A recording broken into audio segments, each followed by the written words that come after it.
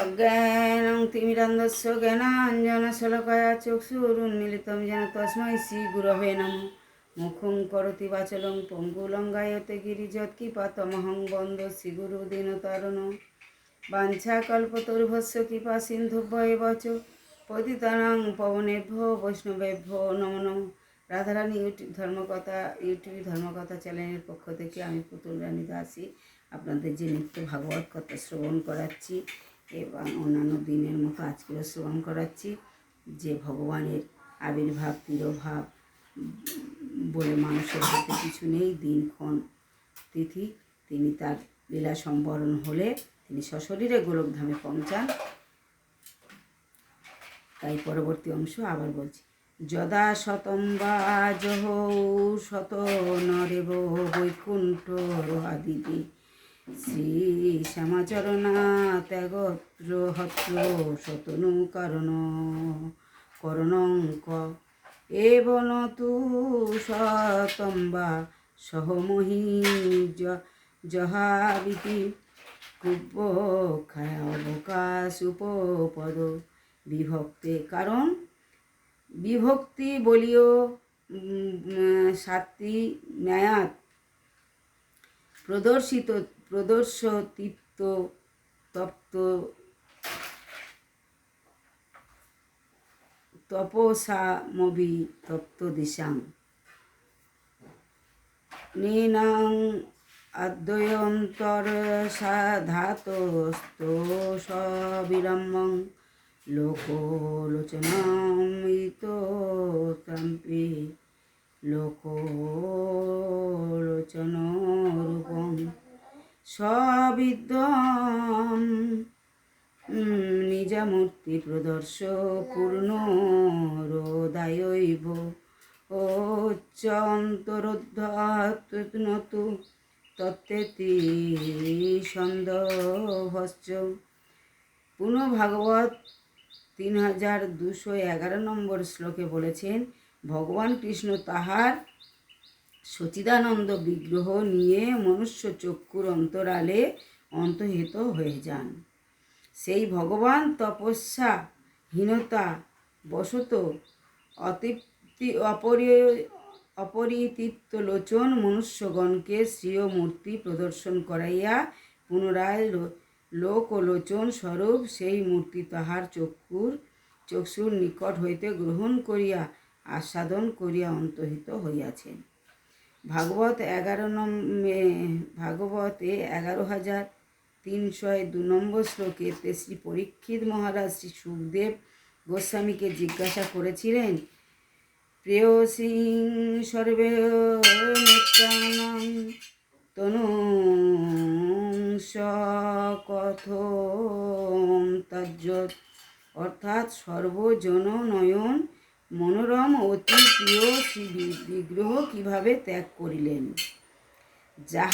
তাহা অনুগ্রহপূর্বক বর্ণন করুন।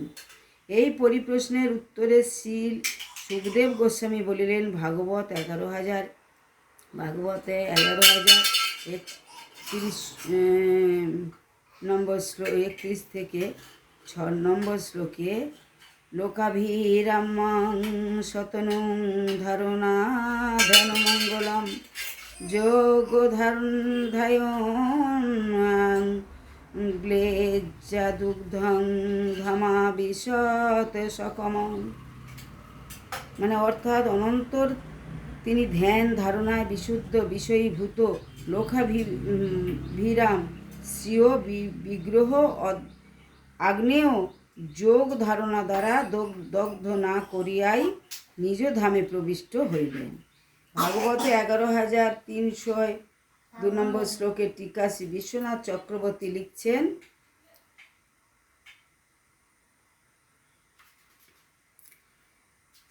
তত্ত্বন সচিদানন্দ স্বরূপতে তত্ত্বাগ্রাস সম্ভাবাৎ সবিশেষণ্যে হি বিধি নিষদৌ বিশেষণমপু সংক্রামত সতী বিশ্বস্য বাধে। মধ্যাচার্যের টিকায় ভূলোকাৎ স্বর্গলোকাৎ ভূলোকাৎ স্বর্গলোকং হরদিতার্থ। শ্রী সুখদেব গোস্বামীর উত্তরে আমরা পরিষ্কার জানতে পারলাম যে ভগবান তার সচিদানন্দ বিগ্রহ, যাহা নিধিস্ব চিতব্য, অর্থাৎ ভাগবতেরও প্রেম ও চক্ষুতে সকল সময় দর্শনীয়, সেই ভগবান যোগীদের ন্যায় যোগারূঢ়তে তার সচিদানন্দ মনুষ্যরূপে দগ্ধীভূত না করিয়া স্বতন্ত্রা সশরীরে স্বধামে প্রস্থান করেন। আমরা ভাগবতে 1015 থেকে 36 নম্বর শ্লোকে দেখলাম ভগবান শ্রীকৃষ্ণ স্বতন্ত্রা তার সেই সচিদানন্দ বিগ্রহ পৃথিবী ত্যাগ করে স্বধামে প্রস্থান করেন। আর সেখানেই শ্রীধর স্বামী তার টিকাতে স্বতন্ত্রা জাতস্য স্তনবরেব বৈকুণ্ঠ হরে হাতিতি ইহাও স্পষ্ট করে জানিয়েছেন, যদি ভগবানের দেহ মানব চক্ষের নিকট মনুষ্য দেহবৎ দেখা যায়, কিন্তু প্রকৃতপক্ষে এবং তত্ত্বত পূর্ণ পৃথক, কারণ তিনি সর্ব অবস্থাতেই সচিদানন্দ স্বরূপ, যাহাদের দিব্য দৃষ্টির অভাব এবং যাহারা জাগতিক ভোগে প্রমত্ত, তাদের নিকট তিনি মত্ত দেহধারী ব্যতীত আর কিভাবে প্রতীত হইবেন। কিন্তু যাহারা আত্মধর্মে প্রতিষ্ঠিত, বিশেষ করে প্রেমাঞ্জনচ্ছুরিত ভক্তি বিরোচনে, তাদের নিকট তিনি তার স্বস্বরূপ সচিদানন্দ বিগ্রহরূপে দৃশ্য হয়ে থাকেন। জাগতিক কোনো সম্বন্ধ বা প্রকৃত গুণের কোনরূপ প্রভাব বা অবস্থিতি থাকতে পারে না। ভগবান শ্রীকৃষ্ণ স্বয়ং ভাগবতে 11,339 নম্বর শ্লোকে এই তার সারথী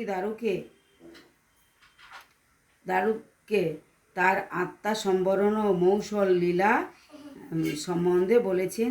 এ সমস্ত লীলা আবার মায়া কল্পিত জানিয়া শান্তি লাভ করিবে।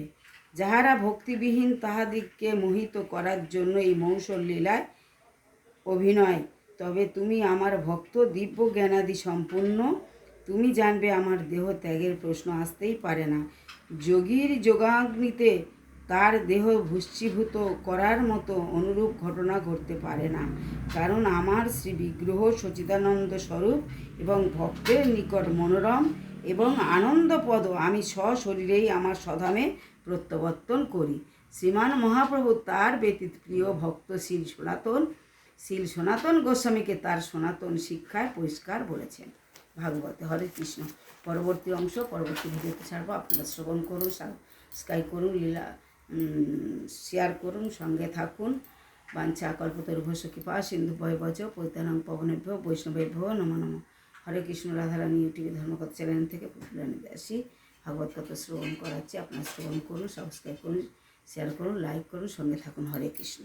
বাঞ্ছা কল্পতরুভ্যশ্চ কৃপা সিন্ধুভ্যেব চ পতিতানাং পাবনেভ্যো বৈষ্ণবেভ্যো।